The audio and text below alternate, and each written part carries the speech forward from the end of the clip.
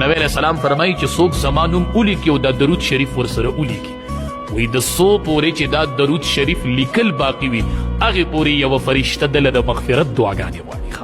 درود شریف دا ډېر د رزق کې ډېر برکت پیدا کوي، په مال کې برکت پیدا کوي. تاسو خیال کړئ که نه نن سبا د خلکو عذر دا ډېر دی، وی خفه یم. سړی ورته ولې خفه یې؟ وی اسې بې څه خفه یم، اسې بې څه خفه یم. هر سړی اسې بې څه خفه دی چې څوک درود شریف وی که نه څوک ډېر وی. د دې یوه فایده دا ده چې دی به اسې بې څه خوشحالي دا اسې بې څه خفګان به د ده نه چې کوم سړی درود شریف ډېر وایي. کنې تاسو یې شروع وکئ که تاسو یې برکات ونه لیدل ما ته وایي. رزق کې به هم برکت وي، اولاد کې به هم برکت وي، کور کې به هم برکت وي. نو درود شریف دا د ژوند یو معمول وګرځوئ چې سړی یوه پیره په نبي کریم صلی الله علیه وسلم باندې درود شریف ووایي نو د الله د طرف نه به 10 رحمتونه رانازل شي د یوې پیرې د درود شریف ویلو سره.